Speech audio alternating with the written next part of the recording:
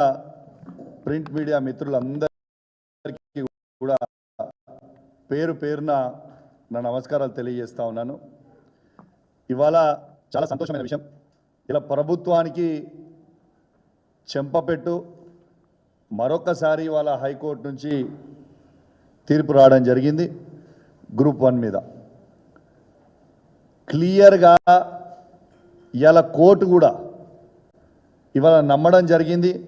ఈ గ్రూప్ 1 ఎగ్జామ్లో ఖచ్చితంగా కాంగ్రెస్ పార్టీ వాళ్ళు పెద్ద ఎత్తున స్కామ్ చేసిండ్రు అని ఇవాళ కోర్టు కూడా, హైకోర్టు కూడా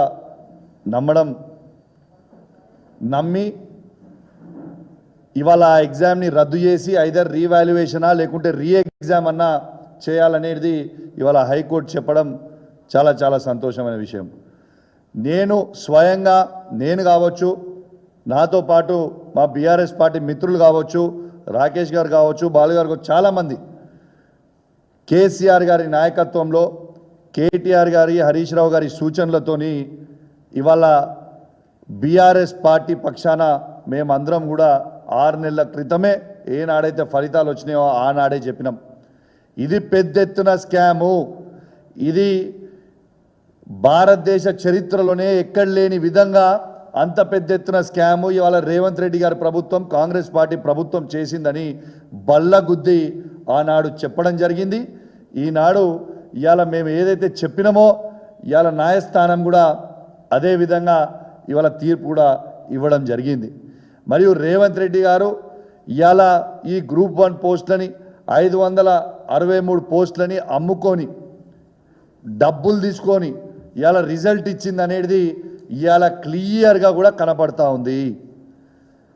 ఇలా రేవంత్ రెడ్డి గారు ఖచ్చితంగా యువతకు అందరికీ కూడా ఇవాళ జవాబు చెప్పాల్సిన అవసరం ఉంది. మీరు ఏ విధంగా గ్రూప్ 1 పోస్టులను అమ్ముకున్నారు, ఖచ్చితంగా రేవంత్ రెడ్డి గారి మీద సిబిఐ కేసు వెయ్యాలని నేను బీజేపీ వాళ్ళని కూడా నేను డిమాండ్ చేస్తూ ఉన్నాను. ఇలా ఆనాడు బాగా మాట్లాడిన బండి సంజయ్ గారు ఇవాళ సిబిఐకి ఇవాళ తనే హోమ్ మినిస్టర్, ఇవాళ దీంట్లో అక్రమాలు జరిగినాయని స్వయంగా కోర్టే చెప్పింది. ఇవాళ బండి సంజయ్ గారు ఇవాళ రేవంత్ రెడ్డి గారి మీద మీరు సిబిఐ ఎంక్వైరీ కోరండి అని చెప్పి నేను డిమాండ్ చేస్తూ ఉన్నాను. ఎందుకు కోరరు? ఖచ్చితంగా మీరు కోరాలని నేను డిమాండ్ చేస్తూ ఉన్నాను. మరొక్కసారి రుజువైంది, ఇలా కేసీఆర్ గారి నాయకత్వంలో ఇలా బీఆర్ఎస్ పార్టీ ఇలా ప్రజలకి జనతా గ్యారేజ్ లాగా ఉన్నదని ఇలా మరొకసారి రుజువైందని చెప్పక తప్పదని చెప్పి సందర్భంగా తెలియజేస్తూ ఉన్నాను.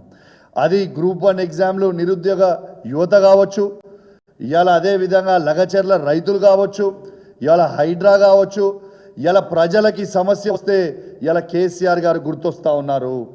ఇలా వస్తూ ఉన్నారు, మా పార్టీ ఆఫీస్కి వచ్చి మాకు ఈ సమస్య ఉంది, ఖచ్చితంగా మాకు చెప్పాలని చెప్తా ఉన్నారు.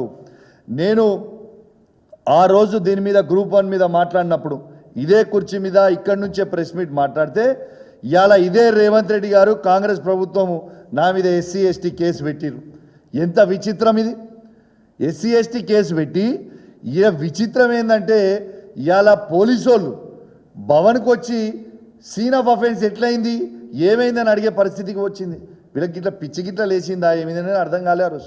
ఆ రోజు మా భవన్ ఇన్ఛార్జ్ అయిన రావుల చంద్రశేఖర్ గారు ఆ రోజు ఫోన్ చేసి కమిషనర్ గారికి, హైదరాబాద్ సిపి గారికి ఫోన్ చేసి అసలు ఏం చేస్తున్నా మీరు అసలు ప్రెస్ మీట్ మాట్లాడితే సీన్ ఆఫ్ మర్డర్ కేసు ఇది, సీన్ ఆఫ్ అఫెన్స్ అని వచ్చుడు ఏంది అని ఆ రోజు మాట్లాడితే మళ్ళీ పోలీసు వాళ్ళు వాపసు పోయినరు.